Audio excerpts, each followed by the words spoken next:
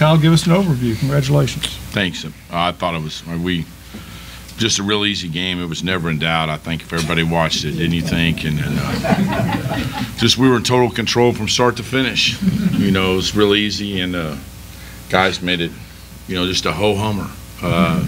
No, there's a reason why Nichols won this, you know, the league regular season.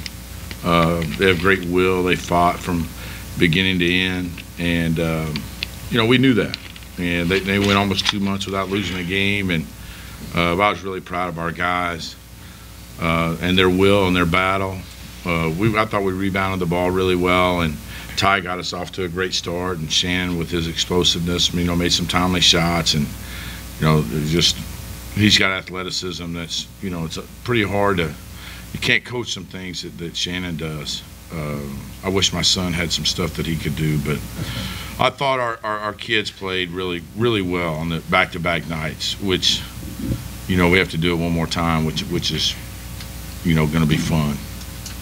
So I was really proud of our team. Okay, we'll open up for questions now for student athletes, and raise your hand and we will get a mic to you so we can hear you on the screen. We'll start off here in the back.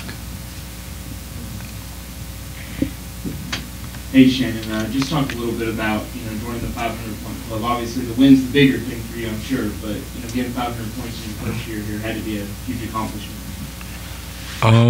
I mean, it's a blessing. I didn't even know that, to be honest, but I mean, it's a blessing.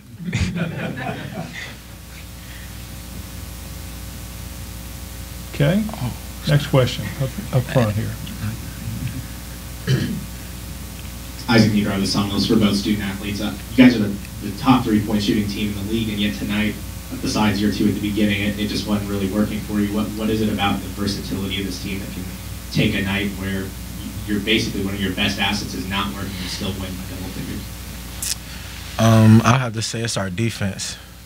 You know, we get stops, if we score, and don't let them score, we can win 2-0. So our defense takes that up.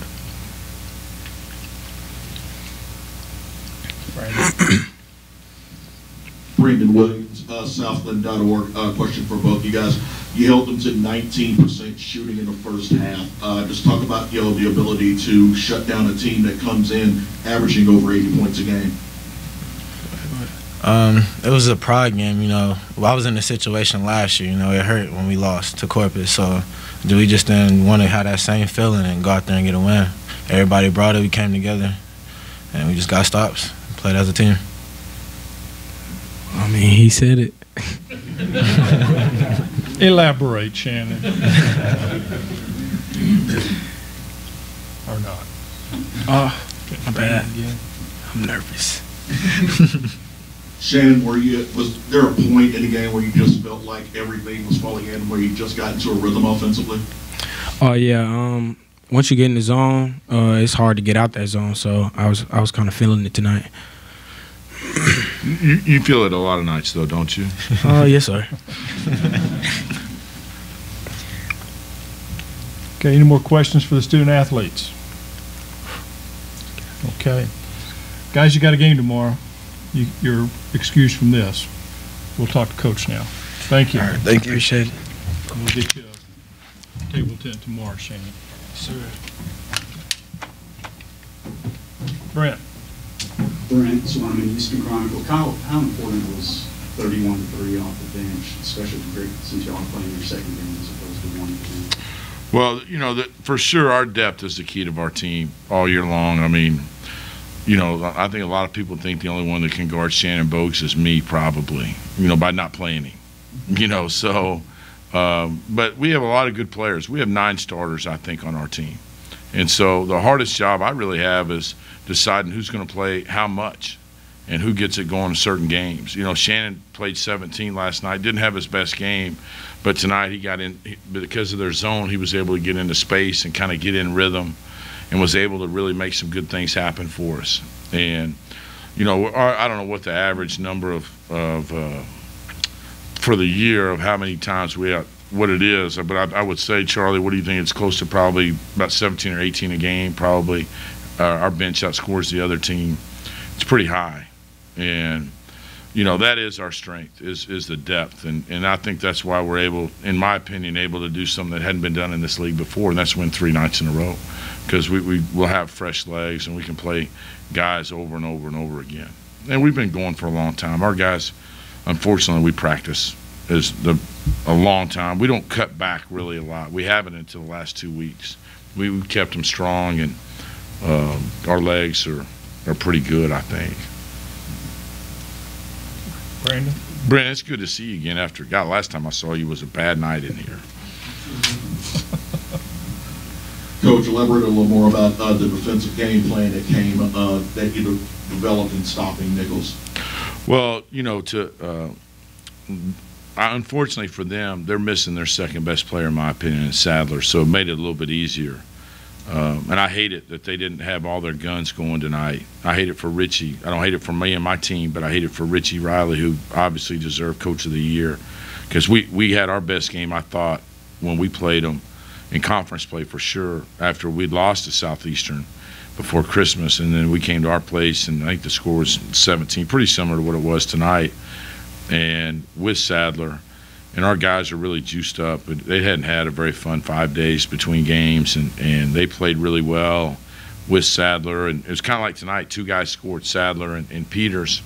And tonight it was I'd never had a guy shoot 18 threes in the game like Rutledge did. And our guys really followed the game plan really well, was limit Rutledge 3-point attempts, not necessarily makes, and try to limit him to 3. And they only did that by 6. He only got 18 3 attempts tonight. So they really listened to me, but it was good that we could play somebody. I thought that we hadn't been so familiar with. Our guys weren't bored today, and like tomorrow, our guys will be anxious to learn Southeastern, because we don't get to see them a lot. We haven't watched them a lot on film. They don't have a lot of common opponents, so our guys will be anxious to watch them tonight and prepare to try to play Jay's team, who had a phenomenal year.